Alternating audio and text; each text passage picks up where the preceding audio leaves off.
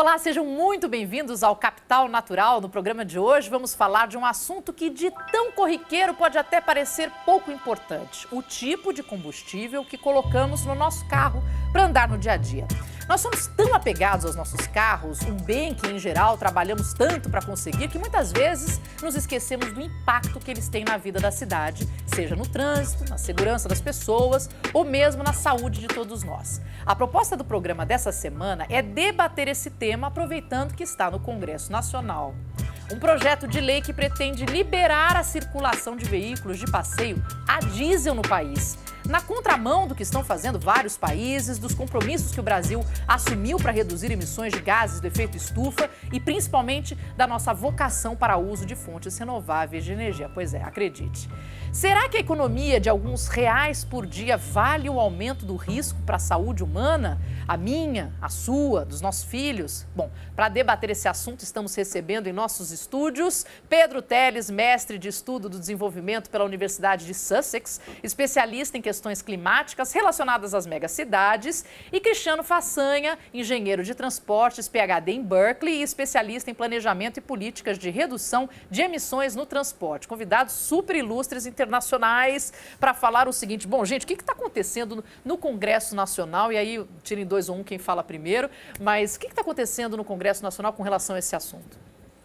Bom, basicamente o que a gente vê acontecendo agora no Congresso é que tem um projeto de lei que estava dormente há algum tempo, que visa aí liberar veículos a passeio, que são os veículos, carros de dia a dia que a gente usa, a diesel no Brasil. Eles hoje não são permitidos e basicamente tem aí um esforço para liberar que eles possam ser utilizados. O que é um desastre em vários sentidos, né? É um desastre climático, é um desastre para a saúde, enfim, é um grande retrocesso se for adiante. Não é uma proposta nova, né? Não, na verdade é uma proposta que já existe desde 2011. Mas no ano passado foi criada uma comissão na Câmara dos Deputados para avaliar essa liberação do diesel. Agora, por que tem isso, né? Qual que é o interesse por trás? Porque não pode ser nenhum interesse que não seja de quem produz o diesel. Ou de quem produz os veículos, né? São essas duas coisas. Então, a gente vê, é interessante observar até como é que o Brasil está com relação ao mundo nessa questão, né? Você vê ali na Europa, estourou há pouco tempo atrás aquele escândalo de carros a diesel, que descobriram fraudes da Volkswagen com relação a carros a diesel, as emissões que eles geravam, fraudes nos testes. Depois descobriu que tinha outras empresas também montadoras envolvidas nesses escândalos. E agora se tem na Europa uma grande pressão com relação, visando proibir o uso de diesel em veículos. Londres já se comprometeu com acabar com veículos a diesel, outras cidades também, se não me engano. Paris também. Você vê algumas montadoras começando a se preparar para um futuro sem diesel e etc. E a gente vê historicamente no Brasil, os nossos padrões de qualidade de veículos, o Brasil sempre foram atrasados com relação ao resto do mundo. Muitas vezes se você vê o Brasil sendo aí um espaço para desovar veículos que já não se vende mais em outros lugares, e não surpreende que montadoras estejam por trás também desse lobby aí para liberar o diesel no Brasil, que seria um retrocesso, na verdade. Bom, Cristiano, mas aí qual que é a diferença desse tipo de combustível, né? Entre álcool, gasolina, efetividade, ele roda melhor? Por que tem tanto interesse? Então, tanto o diesel quanto a gasolina, quanto o etanol funcionam em carros de combustão interna. Então, o motor funciona de maneiras bem parecidas.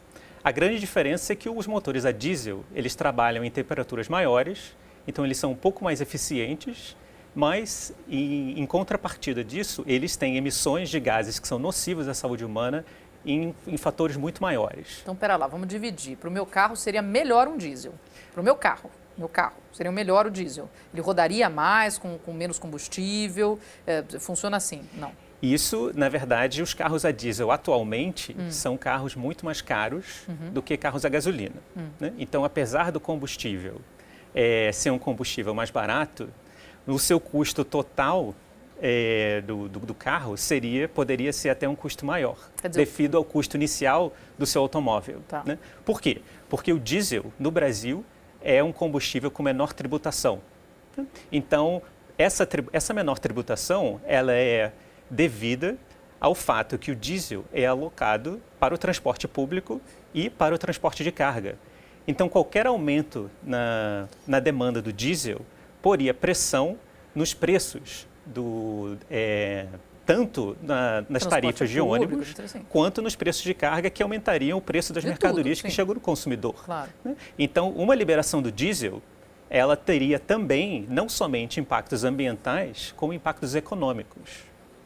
Então, na verdade, essa primeira restrição, né, ao diesel aconteceu nos anos 70, mais ou menos na mesma época onde se criou o Proálcool, né, com o objetivo de melhorar a balança comercial. Porque se existia um déficit, ou seja, você teria que importar mais combustível. Então, para você diminuir a importação do diesel, você limitou o diesel somente ao transporte público e ao transporte de carga, né? E essa restrição teve vantagens ambientais muito grandes por ter essa limitação do diesel, por você não poder usar o diesel para carros de passeio. Bom, obviamente isso é um grande problema, né? O fator ambiental, porque se o carro pode rodar mais, pode rodar melhor, mas provavelmente só para carros de pessoas que não precisam fazer economia com combustível, visto que esses carros são mais caros, mas como um poluente terrível, né? Acho que o número estimado, né, de mortes que essa lei pode causar ser aprovada, ele chega a 150 mil pessoas até metade do século. Então, peraí, pausa, pessoas reflitam nessa frase que ele acabou de falar. Repita, Pedro.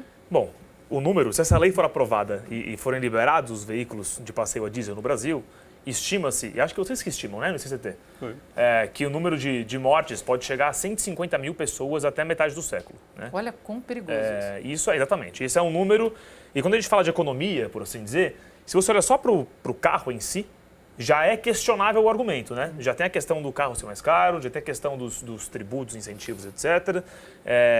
Se você coloca nessa equação os custos de saúde, isso é sistema de saúde, né? São pessoas que vão ficar doentes e tudo mais. Aí não tem a menor questão de que a questão do diesel é uma cilada, né? A gente consegue fazer esse cálculo, por exemplo, quão mais poluente ele é que a gasolina, que o álcool, nessa gradação? Sim, claro. Na verdade, atualmente, um carro a diesel vendido no Brasil poderia emitir até 30 vezes mais do que um carro a gasolina ou um carro... 30 vezes mais? Exato. Então, atualmente, os veículos a diesel, os veículos leves a diesel, que são mais os veículos comerciais leves, eles são responsáveis por 6% das vendas de veículos novos.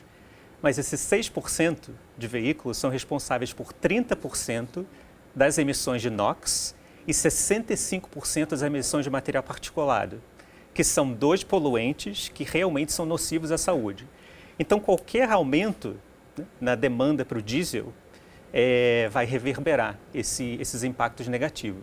Agora, se o tamanho da frota é tão pequeno, como é que se aposta que vai ter uma mudança para os interessados nessa brincadeira, tanto quem produz o diesel como os fabricantes, como você falou? Por que se aposta tanto de que isso vai ser um movimento? Porque o que as pessoas querem, e acredito, inclusive, que já tem uma consciência ambiental, inclusive. Eu posso escolher entre o álcool e a gasolina, se eu vou no álcool, porque o álcool é menos poluente. Na verdade, eu acho que as experiências internacionais são muito reveladoras em relação a isso, né? Então, existem países que criaram incentivos ao diesel e países que criaram desincentivos ao diesel. Então, por exemplo, a Europa e a Índia adotaram incentivos ao diesel através de uma menor tributação. Devido a isso, as vendas dos carros a diesel aumentaram muito e, atualmente, todos os problemas de qualidade do ar que acontecem tanto na Europa quanto na Índia, elas são devidas, em grande parte, a esses veículos a diesel, né? Ao passo que outros países, como os Estados Unidos e o Canadá, criaram desincentivos aos veículos a diesel por um controle de emissões muito mais rigoroso, que é uma coisa que certamente o Brasil ainda não tem. Ai, que pena, gente. Bom, mas olha, eu vou fazer uma pausa rapidinha. Pedro, a gente continua com isso. Vamos falar dos incentivos e incentivos daqui a pouquinho, porque a gente vai para um comercial e volta muito rápido, de verdade.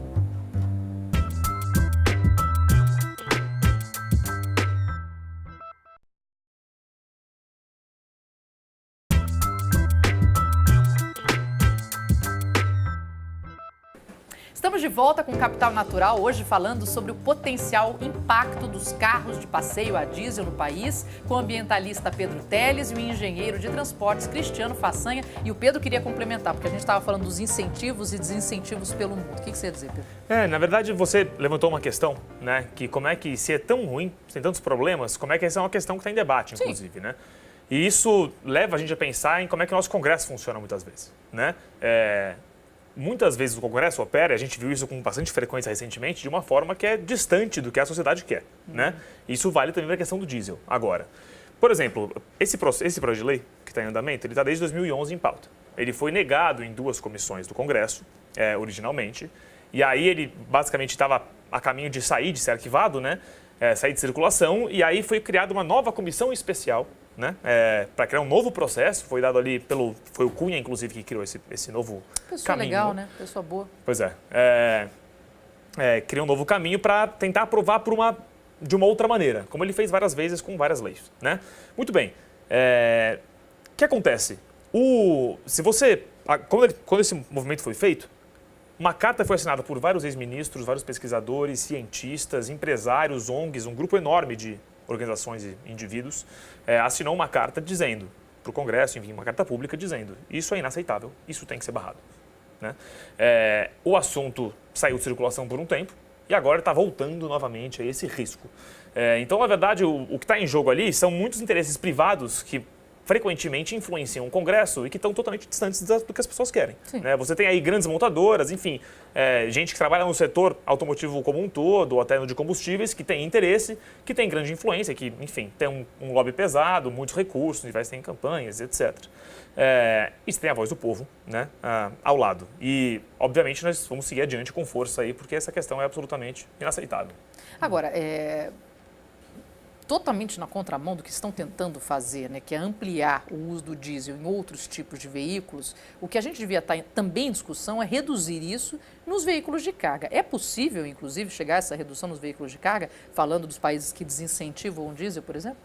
Exatamente. Na verdade, existem políticas, que são políticas muito eficientes, de você reduzir o consumo de diesel também no transporte de carga, através de adoção tanto de tecnologias que melhoram a eficiência, né, dos caminhões, dos ônibus, tanto como eficiências operacionais também, para você diminuir a percentagem das viagens vazias, né, você aumentar o incentivo ao transporte público. Então, existem tanto estratégias tecnológicas quanto operacionais. Mas alguma em prática, algum país que a gente possa citar? Exatamente, que conseguiu existem, por exemplo, os Estados Unidos, a China, o Japão, existem políticas de eficiência energética, né? Ou seja, existem alvos que as montadoras devem cumprir com um determinado nível de eficiência energética para os caminhões e para os ônibus também. E são políticas que têm que ser implementadas. Outros países podem até adotar rotas com tecnologias um pouco mais avançadas. Mas continuam utilizando diesel? Continuam utilizando diesel no curto prazo. Assim, no longo prazo, existe até a possibilidade, principalmente no transporte urbano com ônibus, para a eletrificação dos ônibus também. Tá. Agora, por exemplo, no caso dos navios, né, eu acho que até por uma questão de eficiência energética é o mais difícil da gente conseguir retirar do diesel, supondo eu. A gente tem algum estudo, tem como mensurar o dano ambiental desse diesel que vaza para dentro do oceano, não? A gente tem algum levantamento com relação a isso? Na verdade, o grande vilão, né, em relação ao diesel são as emissões no ar do diesel, especialmente nos portos. Tá. O diesel ele tem um teor de enxofre muito alto, né, ou seja, ele emite emissões tanto de CO2, quanto emissões também de material particulado, inclusive do carbono negro, que é uma substância que ela, quando você respira, ela vai lá para dentro do seu pulmão e realmente causa doenças cardiovasculares, até levando a mortes prematuras, especialmente para as crianças e para os idosos. Então, agora existem programas, né, que são áreas de controle ambiental que são desenvolvidas ao redor dos portos que exigem que se adotem, por exemplo, combustíveis mais limpos, né? Quando você se aproxima, por exemplo, exatamente, do porto. onde você diminui as emissões. Nossa, deve ter algum estudo de câncer, por exemplo, em pessoas que trabalham em área portuária, que possa mostrar isso, de repente. Exatamente. Por exemplo, nos portos de Los Angeles e de Long Beach, né, existia um problema muito sério, né, que eram os caminhões que atuavam na região dos portos, que eram os caminhões mais velhos da frota, né? Então, por uma questão, existiram vários estudos epidemiológicos que conseguiram provar a correlação entre as emissões desses caminhões e casos de asma e casos de morte prematura. devido a esse estudo técnico, eles proibiram a circulação desses caminhões muito antigos e exigiram que todos esses caminhões fossem renovados por caminhões com tecnologias bem mais limpas. Isso não é um estudo secreto que os Não, nossos congressistas não esse é um teriam estudo acesso público. para saber? De forma né? nenhuma. Assim, a questão científica do diesel é uma não discussão, é uma questão resolvida. Né? Já se sabe dos impactos que ela dá e são dramáticos. Né? Enfim, a gente está falando de morte de pessoas, enfim. Assim, realmente o que é surpreendente aqui no Brasil é que, enquanto as agências ambientais de outros países lutam contra o controle de emissão, né, especialmente pela questão do diesel, e estão considerando até a proibir a comercialização do diesel para veículos leves, como que o Brasil consegue completamente na direção oposta e fazer uma proposta desse tipo, né? Uma proposta que tem impactos muito sérios, tanto do ponto de vista econômico, quanto do ponto de vista climático e do ponto de vista de saúde pública. A gente tem... Desculpa, Pedro, pode falar. Não, eu ia puxar o gancho do clima, que é um gancho bem importante. Né? A gente, agora há poucas semanas atrás, estava na COP22, que é a Conferência de Clima da ONU, que acontece todos os anos. Ano passado, a COP21, que foi em Paris, levou a um grande acordo internacional, visto como histórico, etc. Nesse acordo, os países se comprometem a evitar que o mundo aqueça mais do que 1,5 grau. O mundo já aqueceu mais ou menos 0,8, 0,9 graus. Então, assim, não estamos longe de chegar nessa meta definida. E a realidade é que cientistas calcularam e etc. Basicamente, para a gente levar a sério esse compromisso, a gente tem que acabar com o uso de combustíveis fósseis, que são todos os combustíveis que geram os gases de efeito estufa, diesel é um deles, gasolina, entre outros, até metade do século. A gente tem que zerar esses combustíveis até metade do século. É absolutamente inaceitável, né? Assim, a gente agora está falando de aumentar espaço para esses combustíveis. Né? A discussão que a gente tem que ter agora é como é que a gente acaba com o diesel, como é que a gente acaba com, inclusive, reduz muito o uso de veículos individuais, foca muito mais em transporte público, em alternativas de mobilidade, inclusive não motorizadas, etc. E é para esse caminho que a gente tem que ir. Né? É um contrassenso até com os compromissos que o Brasil já assinou internacionais, aprovar uma lei que incentive o diesel ou outros combustíveis fósseis. Eu quero falar desses acordos daqui a pouquinho, porque a gente vai fazer mais uma pausa, é a última, mas a gente volta muito rápido, não sai daí.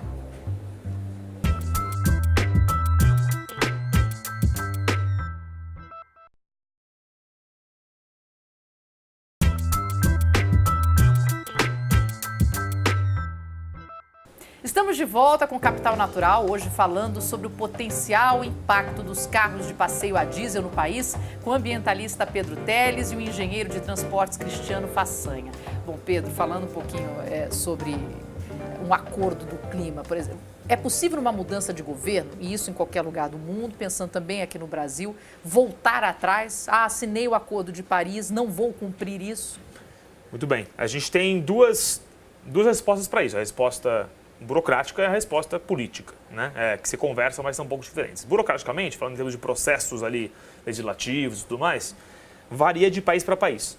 No Brasil, o acordo é uma lei, né? Ele foi transformado em lei do Brasil, aprovado pelo nosso Congresso, e para você voltar atrás também teria que passar por um trâmite aí legal, bem complexo e difícil, né? Então altamente... a gente, por exemplo, essa questão do diesel estaria morta, porque ela iria contra o Acordo de Paris, não?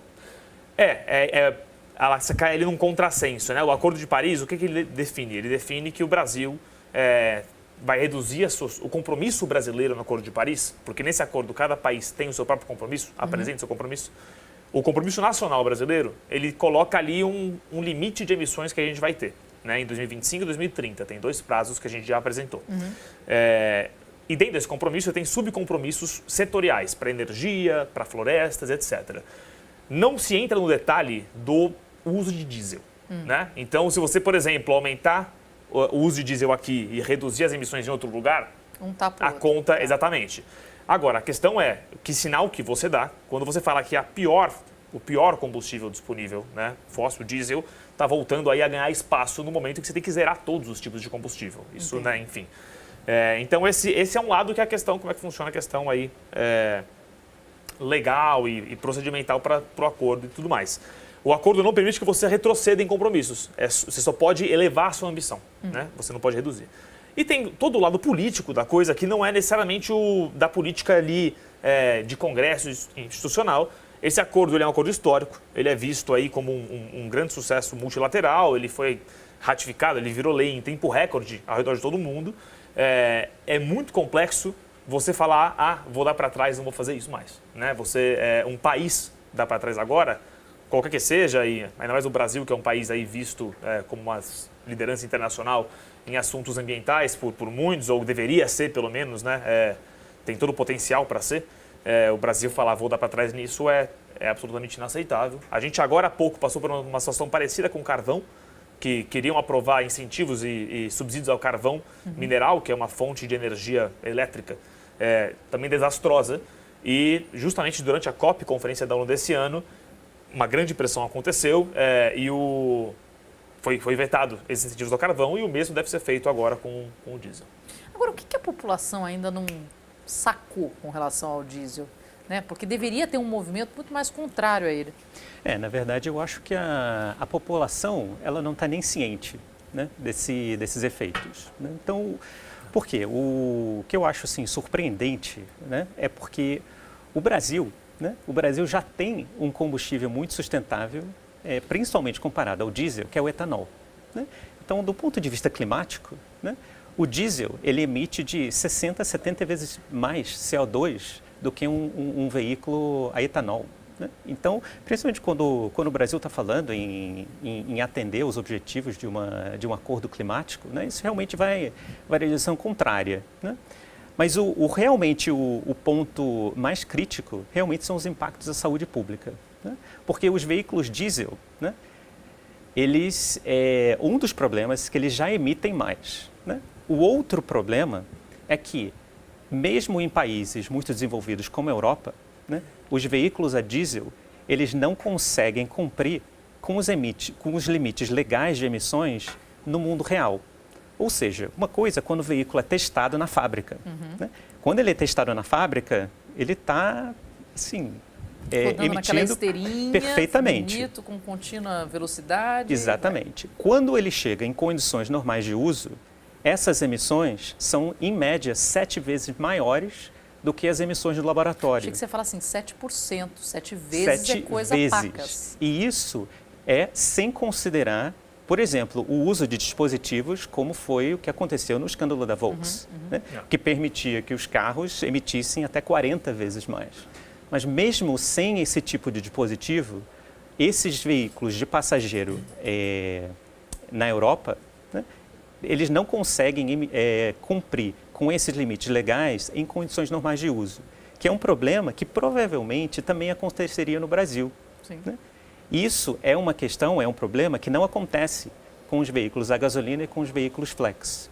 Então, por que você mudar um combustível que já é sustentável, que cumpre com os limites legais, por um outro combustível onde se tem tantos questionamentos? Ainda mais o Brasil, que se vende como um país, principalmente nas COPs, né, um país dos biocombustíveis, como uma bandeira de grande vitória, que em certa parte, né, se a gente realmente continuar caminhando nesse sentido, não, Pedro? O Brasil acabou de lançar na COP agora a plataforma Biofuturo, né, um projeto do Brasil com vários outros países para incentivar biocombustíveis, coisas assim. E é óbvio que o passo que a gente tem que dar tem que, inclusive, além disso, né, a gente tem que falar de carros elétricos. E a gente tem que falar principalmente, né, diria que inclusive acima disso, né, de redução de uso de carro, de transporte público de qualidade, de pessoas podendo usar a bicicleta ou andar a pé também quando tem, né, essa possibilidade. Pedro, pense além. Teletransporte, realmente. quando chegarmos lá, então. Mas, enfim, a gente tem que, inclusive, falar e além da era do carro. A era do carro está acabando, né? Enfim, você olha, as pessoas diziam muito, né? Qual será que vai ser o símbolo das cidades do futuro? E aí tinha os Jetsons e etc. E quem diria que é a bicicleta, né? Na verdade. É óbvio que nem todo mundo consegue viver com bicicleta ou a pé. Muitas pessoas em São Paulo, por exemplo, em grandes cidades, é inviável para muita gente. Mas com um ônibus muito melhor, um metrô muito melhor, etc., você está discutindo o aumento de uso de carro a diesel, né? É Flintstones. Anacrônico, né? É Flintstones. É um negócio, em vez de Jetsons, nem nos Flintstones tinha diesel, né? Eles andavam, carregavam um carro. Era muito mais saudável. Era muito mais sustentável. Bom, e aí, assim, uma opção para quem está nos assistindo é fazer o quê? Como é que a gente pressiona isso? Bom, acho que existe Tem muitas ONGs que estão muito atentas a isso, né? O Greenpeace, onde eu trabalho, é uma delas. E você também, enfim, várias organizações estão muito envolvidas. Eu acho que eu diria, busque a ONG mais próxima a você, que atenta a temas de energia, etc. Entre em contato, busque como pode apoiar. O Greenpeace está com mobilizações constantes agora, que o assunto voltou à pauta, a gente está indo para a rua com força em cima desse assunto, junto com parceiros. Acho que as pessoas podem, inclusive, também buscar ali, lembrar em quem que elas votaram como deputado, como senador. Todos os dados de e-mail e etc. estão disponíveis, pode pressionar ali a pessoa que você elegeu e falar, pô, conto com seu apoio para vetar isso. Enfim, tem canais vários aí possíveis para você se mobilizar. Bom, eu vou dizer o seguinte, eu vou pegar uma frase do Boechat que é maravilhosa, né? Assim, apurrinhe o seu deputado, descubra o e-mail do senador e encha a caixa postal dele dizendo que você não quer isso, porque é uma forma de ouvir. Eles não estão numa onda agora de ouvir as ruas, né? A voz das ruas, então a gente pode fazer isso também. E outra forma de fazer isso é compartilhar o Capital Natural, porque essa entrevista foi rica, a gente conseguiu passar por vários pontos, acho que é uma boa saída. Só que é o seguinte, o programa vai ficar por aqui. Eu agradeço a presença dos nossos dois convidados, o Pedro Telles, mestre em Estudos do Desenvolvimento pela Universidade de Sussex, especialista em questões climáticas relacionadas a megacidades, e o Cristiano Façanha, engenheiro de transportes, PhD em Berkeley, especialista em planejamento e políticas de redução de emissões no transporte. Eu peço agora que você acesse a nossa página no Facebook e faça parte da nossa rede. Eu sou a Marina Machado, fique com a gente, tchau!